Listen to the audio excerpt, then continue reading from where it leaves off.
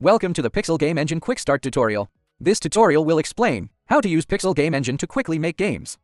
Experienced developers can directly click Demo on the right side of the starting interface. Here we create a new project. The project name is unique. Please do not use special symbols. In the options, you can choose the built-in assets of Pixel Game Engine. It doesn't matter if you don't check it. These assets can be imported at any time in the project. If you use built-in models and portraits, check the recommended options. After creating a new project, first, select a game mode. The game mode can be changed at any time, which won't affect your development progress. Experienced developers can also create an event to switch game modes in the game. When your game is finished, you can click these options on the right to export the executable file. When you want to re-import the built-in assets, open the File menu in the upper left corner. Click on the built-in resources to see them. All owned assets can be imported separately or in batches. The imported assets can be processed again in the resource list. The assets and projects from Steam Workshop can be imported into your project in the same way. Click the Steam Workshop menu. You can see the works that uploaded by users themselves. Subscribed works can be imported into your various projects. You can also package your own assets into works. Imported built-in and external assets can be viewed and edited through resource management. According to the different types of resources, the usage scenarios are also different. Here I will focus on explaining the model and portrait system. The built-in models and portraits cannot be modified directly, but each part can be modified by adding custom images to increase the number of skins. The entire model can also be copied as a new model. When editing new models, we can modify the parts and their parameters. With the model ready, we can create animations for the characters. Animations are classified by model. Animations can be copied and pasted between the same models, or copied and pasted between different models. When copying between different models, the animation will be automatically adjusted, because the built-in animations are imported. Here each model has many animations already, using the same part material as the model. The animation can be used for paper doll dress-up. In addition to using parts, you can also directly use sprites. The left area contains the placeholders of the parts. Placeholders can be dragged directly into the canvas. The right area is the already placed placeholders, and the drawing order of the parts. The smaller the number, the earlier it will be drawn. It will be obscured by the later drawn parts. Use shortcuts or the quick selection button. You can select multiple parts for operation. After the animation is done, you need to make advanced settings for the animation. Click the corresponding setting type you want to add. To open the menu, click the area under the frame. Here we opened a hitbox menu. We can change the image of the hitbox and choose whether the image is visible or not. You can also choose the responding animation for the victim target. Next, add a motion effect to the hitbox. The hitbox will only be effective once to a target. Modifying the physical motion parameters of the hitbox can turn the hitbox from a normal attack into a projectile. Modify the destruction option can make the hitbox ineffective during the life cycle and be effective through the destruction image when destroyed. Next, let's look at the type of hitbox. There are 3 types of hitbox. Different types of hitboxes affect different targets. Here we will focus on attack hitbox as an example. Each hitbox can choose 2 attribute sources and a fixed damage value. Setting a property percentage will calculate the initial value by multiplying the character's current value of that property by this percentage. Then add some special effects to the hit. There are more than 100 special effects to choose from, such as bleeding, poisoning, etc.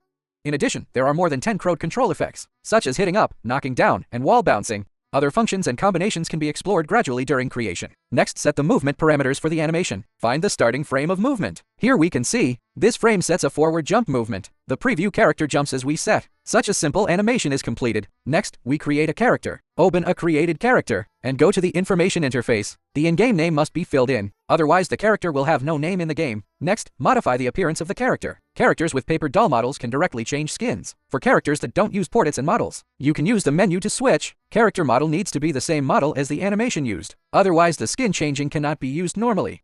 You can choose whether to bind portrait to the current model. After binding the portrait, the model and the portrait will be synchronized, including changing clothes with item or equipment in the game. After confirming the character model, let's look at the character animations. Character animations include full and simple, under the full option, according to the engine mechanism. Every animation called by the system can be customized, but the number is relatively large. When there are not enough animations, you can choose to merge some actions to simplify the animation. In the easy mode, characters can only use animations of a few key actions, suitable for less important characters and enemies.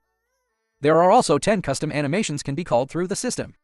These animations can be called through events, interactions, and other mechanisms. The above animation system are all called passively by system instructions. Let's take a look at the skill system triggered by the player. The skill system includes active skills and passive skills. In active skills, you need to select the skill animation for the model. When there is no corresponding model animation, the character with the model cannot use this skill. When there is a skill following by a combo skill, select the combo method and skill. For the usage of combo skills, refer to the instructions. Using combo skills, you can achieve skill combos, hit and throw, blocking, parrying, counterattack, After the skill is completed, we come back to configure skills for the character. The skill configuration of turn-based and real-time games is slightly different. Turn-based combat includes normal attacks, active and passive skills. In real time, the controller button corresponds to the skill. Next is the character skill learning system. On the left side, set the skills that the character will learn automatically at specified levels. The right side sets the number of skill trees. Each character has up to 10 skill trees. Each skill tree can have up to 10 skills. Let's try creating a skill tree. Click the button to add skills to the skill tree. Select the skill that has been created, and set the skill point consumption and learning level. Assign the newly created skill tree to the character. Player will see the skill trees through skill menu. Now, a newly created character is ready to use. The created character can be assigned to any faction, including players, NPCs, and enemies. Characters can appear simultaneously and repeatedly when the character is in the player's camp. Its level and upgraded attributes will be automatically saved. Next, create a game scene map. The scene map contains background layers and instance layer. There are a total of 7 background layers. You can set the 3-axis length of the scene, where the x-axis and z-axis represent the length and width, and the y-axis is the height of the ground. Use the library below to select the background and objects. The background can use presets, or background images in the resource library. After selecting the background and ground, it's time placing objects. Place the already made character on the ground. Here is a main character placed. When there is no playable character in the game will automatically use this character. Let's test the scene right away. Click the preview button on the right. You can set the preview method in basic settings, which are preview directly, or open a new window for preview. Here we can see, the character can already move in the scene. Preview is over. Return to the editing mode. Click the debug menu in the upper right corner to exit preview mode. Next, place scene objects on the ground. Scene objects are essentially solids with collision volumes. A collision will occur if the height of the object's collision sprite exceeds 20 pixels. When an object is placed above the solid line, it will not collide with objects. The actual collision volume of the object, and the area where it can stand on top, can be observed through these switch. In addition to physical collisions, the size of an object can also affect the enemy unit's line of sight. When standing behind an object at a certain height, the player character will not be observed by enemy units. In preview mode, the character stands behind the object was not discovered by the enemy, and is discovered by the enemy after leaving the cover. The stealth attribute of a character also affects the distance at which the character can be detected. Next, let's take a look at the dialogue system. Create a new dialogue. Click the button to add a paragraph of text. For each paragraph, you can choose a character as the initiator of the dialogue, or leave it as a narrator. If the selected character has enabled the portrait and model, and the character exists in the game scene, will automatically synchronized outfit changes. Next, add the text content. Special symbols can be inserted into the text content to call up variable information in the game. For specific methods, refer to the screen.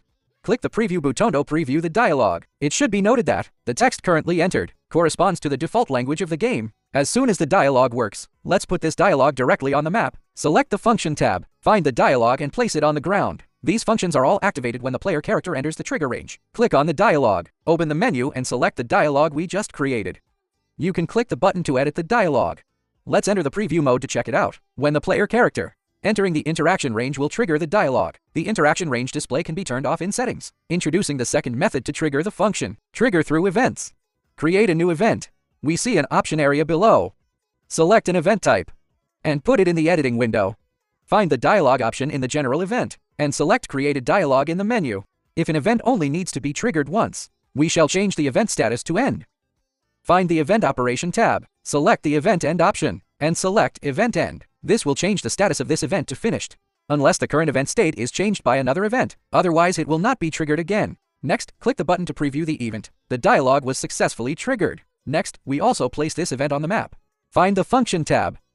Here we can see, there are 2 ways to place events. This time, we use the Event tab, and directly find the event we just created. There is a dialogue function already existing. Here we select the dialogue function and delete it. Click on the event to open the menu range. You can adjust the area where the event triggers. After enabling the manual trigger option, the event will be triggered only when the player enters the certain area. After enabling the following options, this event can be triggered repeatedly. This event will be able to trigger again if its status is not set to finished, when player re-enters the triggering range again or manually active. You can also edit the event by pressing Edit button. After confirming that there is no error, we enter Preview again. When the character enters the event triggering range, the event is successfully triggered. Here is the running logic of the event. It will give you better understanding of events. With combinations of different events, you can create your own style of game. Let's introduce the objects that can be placed on the map. First is the functional objects. These objects are programmed system functions, which are triggerable automatically or manually. It is mainly used to implement gameplay, scenes changes, text messages, quests, and events. In addition, you can also place items, money, and other entities on the map. Next is the NPC objects, which are game characters in the map. Game characters are classified into different factions. Characters can play specified animations or move freely. They can also move according to the path settings. If you don't assign a specific character to an NPC object, a character will be randomly generated when entering this map. Then there are interactive objects. These objects can interact with the behaviors of game characters. The specific function of each object. Refer to the above instructions. Here, we will use the door as an example. To create a portal and connect to maps, place the door object on the map. Then we create a new map. Here we simply set up this map. That's enough for testing. Let's go back to the first map. Find the door object just placed. Select the newly created map as the teleport destination. Click OK to close the menu. Here we create another portal function object for comparison. The difference between them is that the portal function object is triggered by collision, while the door object needs to be activated by pressing the interaction key. Here we also select the teleportation map for the portal. Enter the map preview again, move the character into the range of the door. An interactive button prompt appeared. Then move the character into the portal. The map has been switched automatically. Besides portal and door, you can also switch maps through an event. The rest is to arrange the scene according to the game content. Next, let's look at the inventory system. There are some simple inventories in the preset content. Let's load an inventory as an example. There are 4 types of inventory, and each type has slightly different functions. Among them, consumables and equipment can affect battles, in addition to adjusting character attributes, but also adjust skills to add special effects. The current inventory is an equipment. First, assign this equipment to an equipment slot. We see the name of the equipment slot is empty. Let's name the equipment slot first. Go to the basic settings and find the character attributes tab. Here you can set the number of equipment slots and the default name for each slot. We use the most basic weapons and armor as the name of equipment slots. Back to the inventory, we can see the equipment slots with name. After bounding this equipment to a slot, character can equip this inventory in the game. This area can set attribute values for inventory. Random attributes and random values are also set here. If the equipment needs to change the character outfit, you can find the corresponding parts here and select the part number you want to change. Equipping this inventory will change the part. When removing the equipment, the initial part is restored. The right area can adjust the additional skills. When equipping this inventory, the character's default skills change, and skills are removed when unequipped. Next, let's look at consumables. Consumables can be used in menus and battles. Consumables need to select a target group. Note that the enemy option is only valid in turn-based battles. The attribute change of consumables is the same as equipment. The difference is that the attribute changes of consumables can be either permanent or temporary.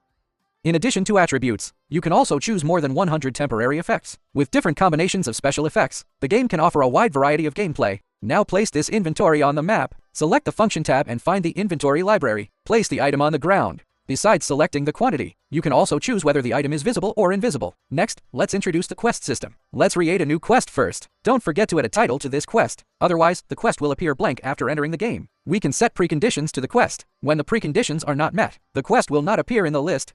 When the quest meets all the selected verification conditions, it can be submitted. After submission, the quest status changes to completed. Fill in the quest description, which should include the specific content and completion method of the quest as much as possible. Rewards can be given according to the setting when quest is submitted. The quest level refers to the minimum level required to accept the quest. For the operating logic of the quest system, please refer to the instructions above. Be aware that the quest system is not the main storyline of the game. Now we place the quest on the map. Go to Function tab and find the quest library. All the quests here are referred to single quest operator. A single quest can only be used to receive and submit the specific quest. Let's go to the default tab, where you can find the quest center function. A quest center can open the lists of all available quests for exception and submission. When player enters the interaction area of quest center, press the interaction key will open the quest center menu.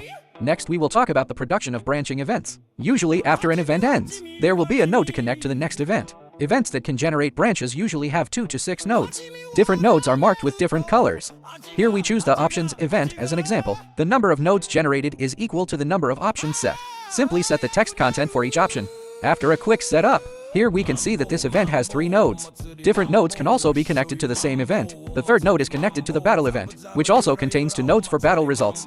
You can use any of the event options as the ending of the current event. As long as the end symbol appears after the event, it indicates that this event option is the end of the current branch. Besides ending the event normally, you can also call another event within the current event. When the event reaches this step, it will force an end to the current event and start the newly selected one.